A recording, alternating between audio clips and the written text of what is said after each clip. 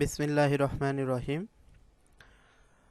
স্বাগতম আজকের ভিডিওতে। আজকে আমরা শিখব অটোক্যাডে যদি ভুলবশত কোনো কমান্ড কাজ না করে বা অটোক্যাডে আপনি উল্টাপাল্টা কিছু চেপে থাকেন বা অটোক্যাডের সেটিংগুলো যদি চেঞ্জ হয়ে যায়, সেগুলো যদি আপনি পুনরায় আবার ডিফল্ট করতে চান, সেক্ষেত্রে আপনি কি করতে পারেন, অথবা আপনার অটোক্যাডটি আসলে আপনার মনের মতো কাজ করছে না, সেই ক্ষেত্রে আপনি কিভাবে এটিকে আবার ঠিক করবেন, সেটার জন্য সিম্পলি আজকে আমি একটা পদ্ধতি শিখিয়ে দেব। সেভাবে আপনারা যদি রিসেট করে নেন, তাহলেই আপনাদের অটোক্যাডটি আবার নতুন ইনস্টল যেভাবে করে সেরকম হয়ে যাবে।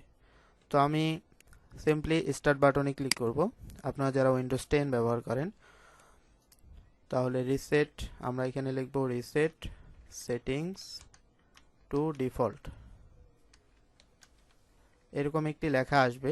তো আমি পুরোটা লিখছি, আপনারা না লিখলেও হবে, রিসেট লিখলে এই লেখাটা চলে আসবে। আমি জাস্ট এটার উপরে ক্লিক করে দিব। এরপরে আসবে backup and reset custom setting এবং রিসেট কাস্টম সেটিং। তো আমার ব্যাকআপের দরকার নেই, আমি রিসেট কাস্টম সেটিং দিব। আপনাদের ব্যাকআপ দরকার হলে আপনারা ব্যাকআপে ক্লিক করবেন। তো এখানে কোনো কিছু লস হওয়ার কিছুই নেই। আপনার ড্রয়িং ফাইলগুলো যদি ঠিকঠাক সেভ করা থাকে, সেক্ষেত্রে এটা ব্যাকআপ করলেও প্রবলেম নেই, আর না করলেও প্রবলেম নেই। তো আমি রিসেট কাস্টম সেটিংয়ে ক্লিক করব। তারপরে the original setting for AutoCAD 2019 English have been successfully reset. এরপরে আমি জাস্ট ওকে ক্লিক করব। করার পরে অটোক্যাডটি আবার নতুনভাবে ওপেন হবে। তো ততক্ষণ পর্যন্ত একটু ওয়েট করতে হবে।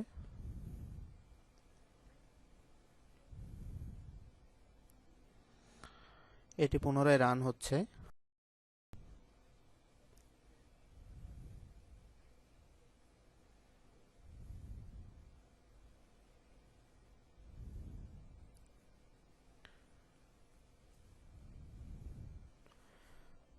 দেখুন, অটোক্যাড ইনস্টল দিলে যেরকম উইন্ডো শো হয়, ঠিক সেরকম উইন্ডোই আমার এখানে শো হয়েছে। দেখুন, একবারে স্টার ড্রয়িং, তারপর এখানে floor plan sample, data extraction and multiliter sample, assembly sample. আপনারা যদি নতুন এরকম ইনস্টল দিয়ে থাকেন, তাহলে দেখবেন যে প্রথম যে উইন্ডোটি আসে সেই উইন্ডোটি কিন্তু এখন চলে এসেছে।